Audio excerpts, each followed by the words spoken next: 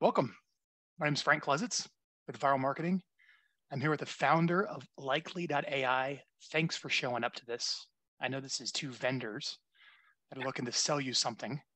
So usually those webinars don't get the most turnout for maybe interviewing another agent. Trust me, what you're going to learn here works. I'm a customer of Likely.AI. I've used it to grow my real estate business quite considerably.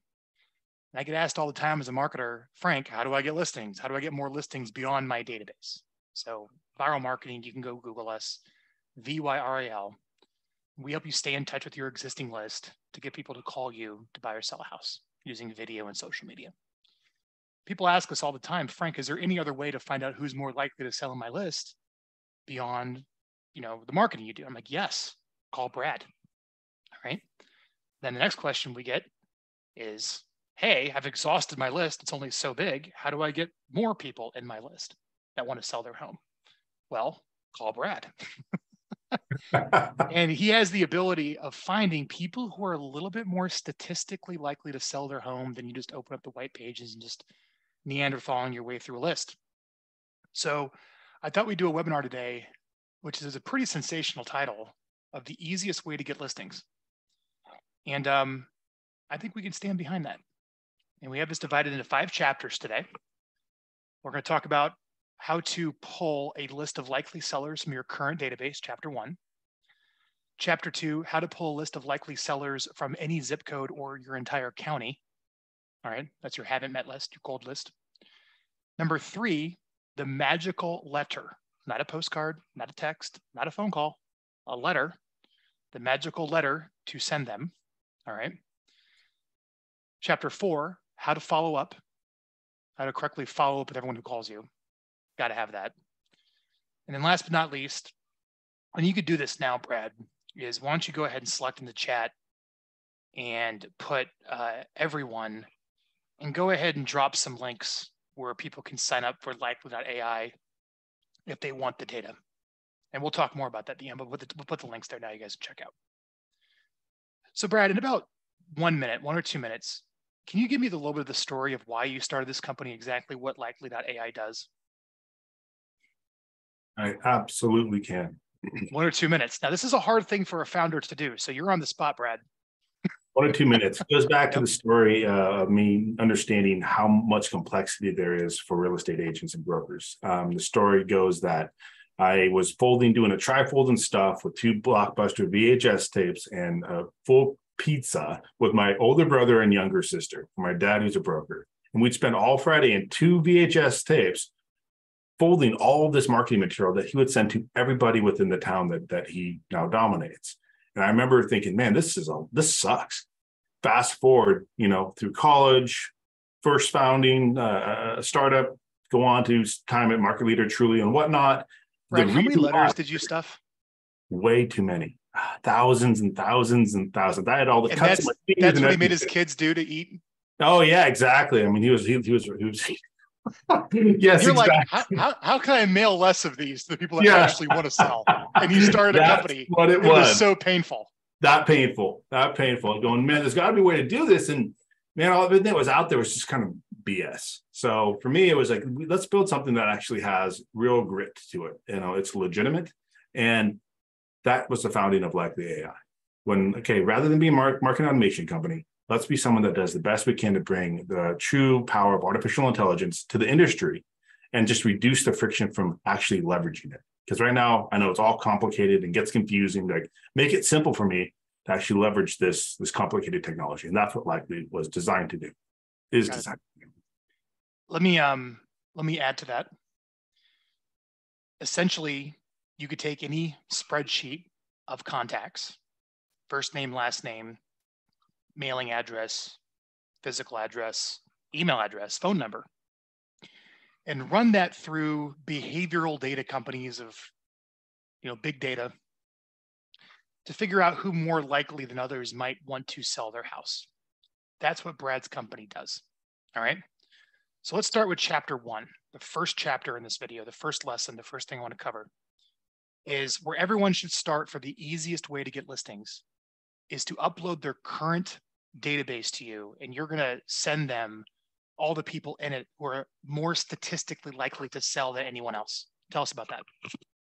Yeah. So when you load your current database, we know that, at least 50 to 60% don't have addresses. So whatever you have, give it to us, right? We'll find an address for it. Then we'll score them who's statistically most likely to be a seller or distressed. And then we monitor them for all these other changes that could occur within the property that are great reasons to get in touch. Remember, that was always a thing for my dad is give me a reason to call. I need a reason to call, not just, hey, did you see the baseball game last week? And we built now the system that leverages big data, takes your farm or your contact database, cleans it up for you, and then tells you when you should get in touch with them. So if someone were to go through and export all the contacts in their cell phone, which by the way, I'm going to show, I don't have my phone on me, but if you go to the App Store and download an app called the Export Contacts by Covey, Covve, Export Contacts by Covey, install it, it'll just send you a CSV file of like everyone in your phone. Send it to Brad. Do it. In addition to that, I'll assume most of you use Gmail. Okay. I'm going to go ahead and pull up my web browser bar that has too many tabs open. So here is my Google contacts. Got it? If you scroll down here and click Other Contacts on the left-hand side, you should see that. And just go ahead and select the first contact. And then click here and select All. That will literally select everyone you've ever communicated with in your email in your entire life. And then click here and go to Export. And I have 11,000 people in my list that I'm going to send Brad and say, tell me who's likely to sell. So I'm going to send him my cell phone list. I'm going to send him all the contacts in my Outlook or Gmail. And then I'm going to go into my CRM, whatever it is that you're using. There's lots of CRMs out there. I'm going to export that and send that to Brad too. Is that correct? That's correct. You just simply upload those files into the refresh engine, and then we do the rest for you. And then you spit back, here's a spreadsheet, nothing too exciting, first name, last name, phone number, email, right? But we think these people are more likely to sell than everyone else in your list with the algorithms and the big data that you plug into. That's correct. I mean, you get a UI and you get to do some filtering sorting if you want to, but yeah, I mean, what the final product is either the full or a subset that you can export or push back to a marketing platform to start your campaigns. Mm-hmm. We add the addresses for the ones we get about a 70-80% hit rate depending on the data set. But we know that's just that one point is a huge pain point. Hey, I've got all these contacts in 16 different systems, but I don't know where any of them live. So how can I actually know what product I could sell? Like if I'm an agent, I want to sell their home. I don't even know what the product is. And that to me was always a baffling observation, but hey, it's lead form data. We get it. People are buying it from Zillow, Trulia, or wherever else. And, they don't do anything besides put them on a 30-day pain or whatever it is to try to get them to convert right away. But once you have them, now we can nurture them for you and give you reasons to talk. So there's lots of big data companies out there, mm-hmm. and you can type in big data. Probably one of the largest ones out there is Oracle. Mm-hmm. Maybe just do a little Google search, type in Oracle Data Cloud, look for their data book, give them a call and say, hey, I'm looking to append my data with what you guys got. What do you guys got? And you're going to be shocked with what they have. All right. Which is a whole issue in the world of data and everything, but it's all legit. All right. But these companies sell this and Brad can run that information through it. And he looks for big things that might trigger someone who want to make a move. Brad, can you just share some of the big things your algorithm looks for that might trigger, this person might actually need to sell their house for the audience? Yeah. We start with well over 4,000, almost 5,000 data points. And there's a lot of noise in that. So the magic here with AI is to whittle that down to a much smaller group, which we've done. And then we build engineered features without geeking out with you, Frank, mm-hmm. where you basically take a couple of these raw data points and smush them together in different ways. not even a new thing. That's an engineered feature, right? So we've been spending 4 years building a lot of those that are very proprietary. And each county, when we train a model, each county picks what's important for that local geographic area, right? And so then when you bring together all of these counties, now you've got coverage nationwide. Hey, put in your database, and it doesn't matter where those people fall, we've got a score for that property that's pertinent to that local market. And you score every property on a scale of 1 to 100. Is that right? How likely they're to sell? Yep. We give them a percentage score, and then we give you a high, moderate, low. So chapter 1, your CRM, your Google contacts or whatever email service you use, and your phone, upload it to Likely.AI for their data refresh product, and download the people who are likely to sell that are sitting in your current list. Let's move on to chapter 2 now. Okay, that came back with X number, but I want more. Sure. Well, we've exhausted your current list. So now you go pick a zip code or a county or zip codes, whatever. Yep. And you say, give me all the likely sellers there. How does that work, Brad? Almost exactly the same way you do things today. So go get that file from your title rep or whoever it is that you get those basic files from. We'll be able to provide it soon within our application, just not day one. Oh, so they go grab whatever property data they get their hands on. Yeah. So, hey, this is my farm market. Maybe you already do a mailing list to a certain place, or maybe you talk to your title rep and says, hey, I want all the single families in this zip code. Title reps do it all the time. Title reps, or go check inside your MLS. Yes. They might have a product like Remine or RealQuest, I think, is a CoreLogic product that you can go draw an area or pick a zip code and pull the first name, last name, mailing address, property address on the deed. That's and then you send that to you, right? That's it. And they say, hey, I want to know more about these people, this farm, this market. And then we do exactly the same thing for that farm market as we do for a contact out of your database. We append it with all the phone numbers and emails, give you all the insights, do all the scoring, and then monitor it for you. So that way you know when to contact them. And it's not just a generic postcard or wherever you want to do your following, which I know, Frank, you're going to talk about. Yep. Well, that's easy. That's chapter 2. That's step 2. Let's move on to step 3.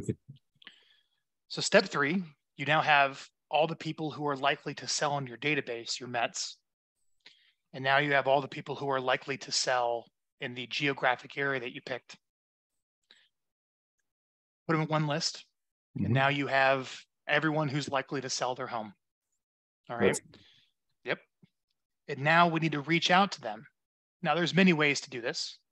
You can call them, but that's hard. Numbers may not work. Getting the person on the phone is hard. You're not going to have a really good necessarily delivery of the message that way. Plus the positioning isn't great, especially on a cold list where they don't know who you are and you're calling out of the blue. Plus you're seeing more and more telemarketing rules come up where there's legal issues when it comes to that. You can text them. Same issues. Doesn't really come across that well. Legal issues doing it at scale, right? So, maybe. Next option, there's other ways now where depending upon these platforms, you can upload the list to Facebook or whatever the social platform is of the day and try to run the ad to them. But not always a good match rate. You don't know if Facebook actually serves up the ad or whatever it is. And honestly, the lead isn't that great. It's almost like a supportive activity. You can go load them up into a routing service like UPS uses and go drive around and go knock on their doors when it's their house. Very inefficient, right? So you're kind of not really left with much other options than mail and using the actual mail for the tool. And I one of the reasons we called it this is it's probably the easiest way to get the message out. So Brad, why don't you share, I'll make sure you share your screen, and why don't you share some of the messages that real estate agents send out to the likely to sell lists that get the phone to ring from someone to call, get someone to call you, much better positioning, much more likely to set the appointment, much more likely to get the full commission where they call you versus you reaching out to them. That's why I like mail. And the delivery rate's like 100% because they're going to open it, a real personal letter, versus you don't know what the delivery rate is and other ways of reaching them. Let me share. Can you share your screen? I can't. Not yet. It's saying Well, you to grant me the permissions. how do I do that in a webinar? Share screen. Host disabled, participant sharing. Brad just emailed them to me. Do you have a list? I do. I've got a. Maybe I'm blind. Yeah, probably. In a webinar, usually there's a security option. Maybe it was in the back end. I don't know how to turn the sharing on, but just email it to me or put some of the links here for everybody. Oh yeah, so I can put the link to this in there. This is one of our kind of playbooks for direct mail, which is put in the link, put the playbook here, and I'll pull up on a screen share. Perfect. And so we're on chapter 3, the letter to send out, the magical letters to send out to get the phone to ring. So kind of starting on page 8 of that. Yeah, scrolling down to page 8, and then you can sort of start seeing some of the different examples. Page 8. Yes, sir. 2, 3, 4, 5, 6, 7, 7, 7, 8. So this is I may have a buyer for your home call me. Yep. And in order to ethically send this, you will need to have an institutional buyer in their buy box, or you need to build your own VIP buyer list of pre-qualified buyers who are ready to make an offer. That's pretty much it. And, it's been a big, in the last 2 years, there's been little inventory. I didn't see that. No, the lift note. Call me ASAP on myself. That is massive conversion. I blurred out the phone number and I blurred out the name on a couple of things, but like that sticky note gets people to call. Never trade a web hit. Everyone's like, dude, this is bomb. They're like, this Never is the easiest way to get those things. Or a call. Get that call. That's as simple as that. So if you have a bunch of buyers and you can't find the right property for them, you can send this letter ethically, because you can say, hey, here are all these likely sellers. And they're looking for 3 bedrooms, 2 baths, whatever the criteria is. You can do that filtering on our platform. And then you can say, export, send to printer. Go. Mm-hmm. That's it. Here's another one. Brad, this is excellent. You guys are really lucky to show up to this webinar. I mean that. This is excellent. Love it. So throughout here, you're going to see multiple different simple. But they're all personal. It's not junk mail.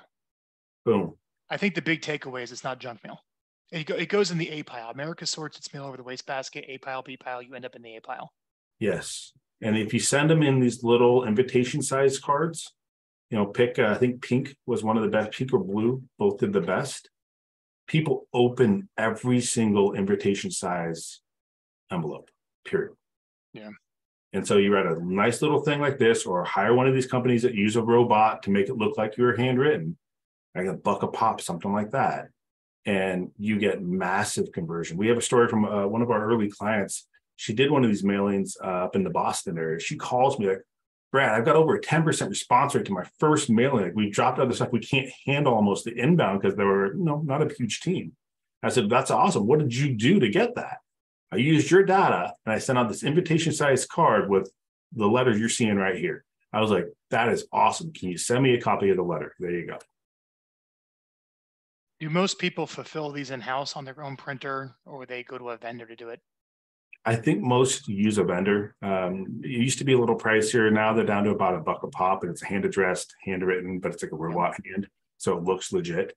And there's a bunch out there. Just Google mailing house, letter house, and they basically work like a MailChimp. Like, you upload email lists, you create email, press send. Same idea. Upload physical addresses, create PDF, send, and they print it and mail it and do all the work for you. And just so you know, if you're getting a decent price, if it's not like the full-blown handwriting, it's gonna be about $1 a letter mailed first class with a stamp.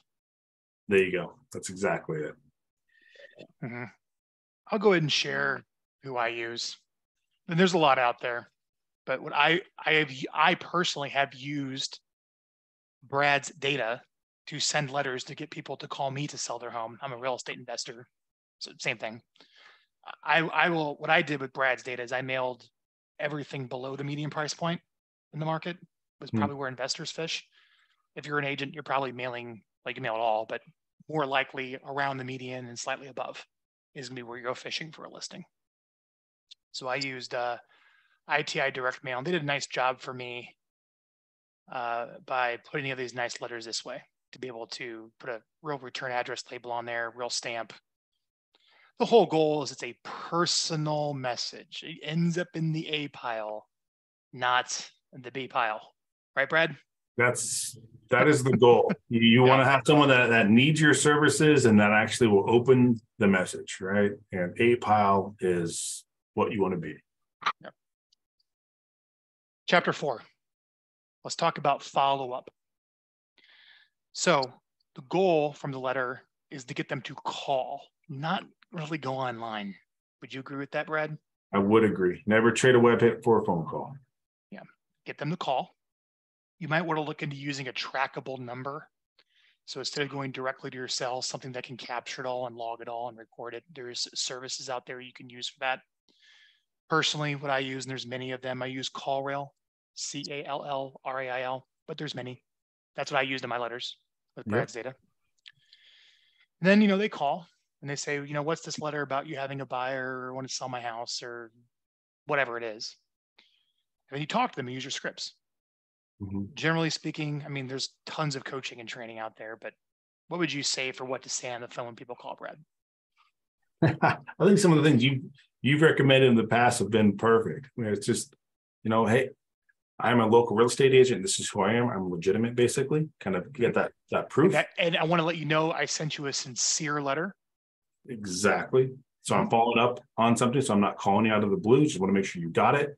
Hey, I think that your house is great for this buyer I have. Do you really have intent? Yeah.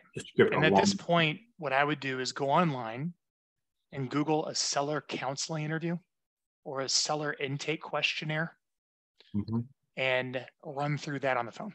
And there's many of them: seller intake questionnaire, seller consultation, seller counseling interview, whatever. You'll find a bunch on Google. That's the phone conversation. Yeah. And the longer you spend on the phone, the better questions you ask to find the most important thing, which is motivation. Then you can push for the appointment, however you want to convert it. All right, depending upon the message, which is a little bit outside of the scope of today's webinar, like a listing presentation, everything else. But you do need to follow up. More importantly, got to get that person to your CRM. Because if it doesn't get in there, you don't follow up. And then I'll give a little plug for viral. You obviously want to follow up by phone. But like I said, a lot of these people might not really know who you are. So it's helpful if you get their email address and their contact information to start sending them helpful videos, answering commonly asked questions with a long-term 36-touch nurture plan. And if you want to copy that plan that many people in the industry use, it works great. It's what we put together for you at Viral. You can go to getviral, VYRAL.com, and download the official video marketing plan right on the homepage. And that's a good kind of foundation to nurture everybody if they're not ready to sell right now. So they get to know you online along with your phone call follow-up. So that's that. I like that a lot. Yeah. Frank, do you have in there pieces for like when certain kind of events happen in either the property or the owner's life, that if we were to say, hey, they just became an estate owner, here, send this video? No, not on the long-term nurture. So on the long-term nurture for Viral, all contacts get the same message. Let me give you some of those messages. So in January, you're going to send out a video on how to sell your house right now and 3 quick tips to prepare your home for sale. Makes sense.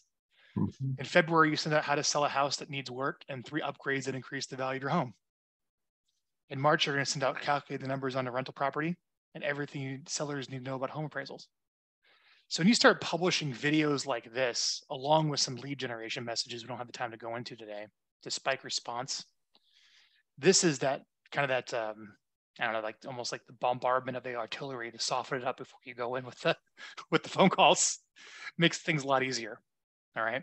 And by the way, this list, so Brad, I think I just signed a contract at Viral Marketing with our email provider.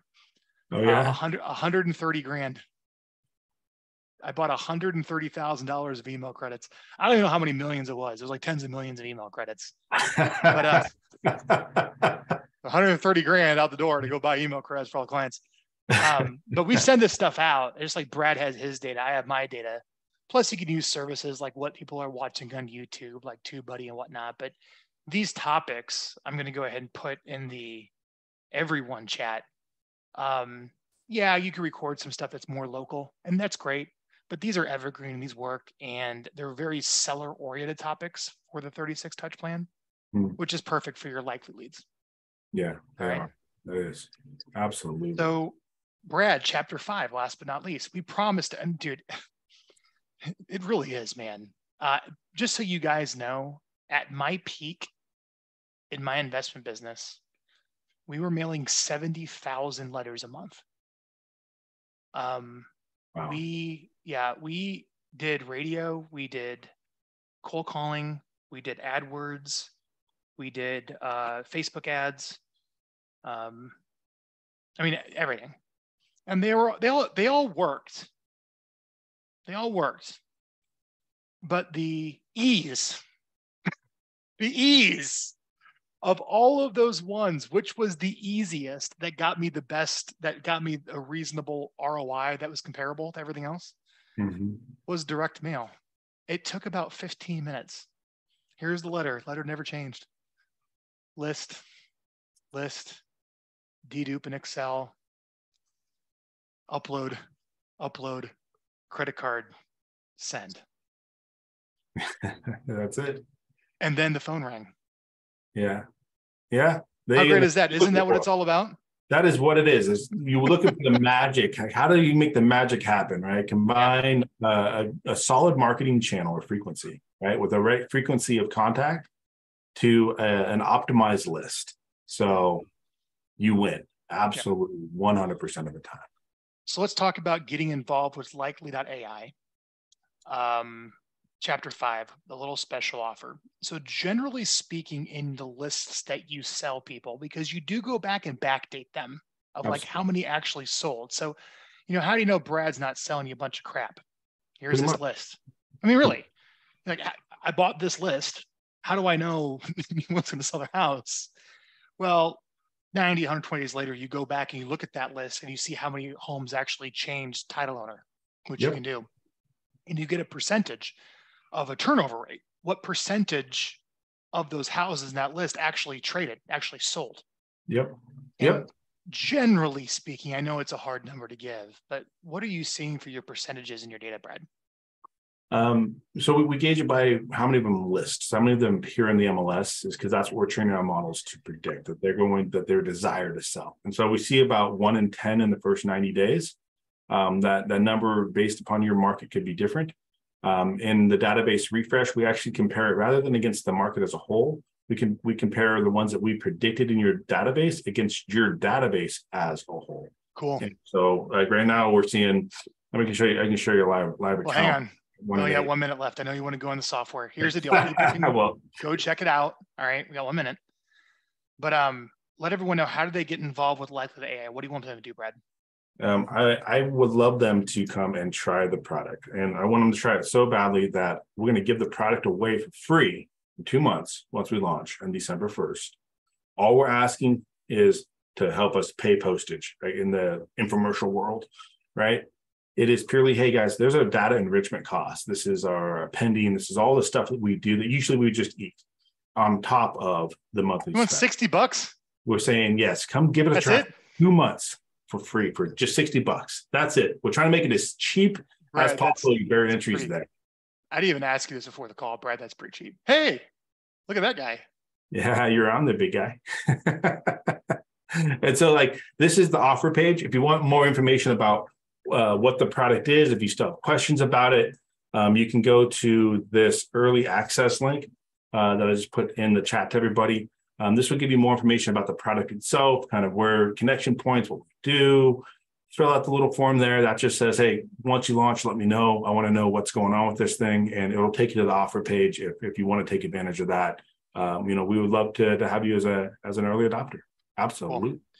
So the 5 things we covered today: getting the likely sellers in your current database, finding likely sellers in a zip code or the county or any farm, examples of letters to send out to get the phone to ring, chapter 4, how to follow up, and last but not least, a special Likely.AI offer.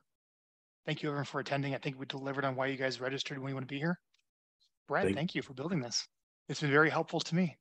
I hope it's helpful to people to watch here. Frank, thank you. And everyone, thank you for your time. Appreciate it. Thanks, everybody. Have a great day.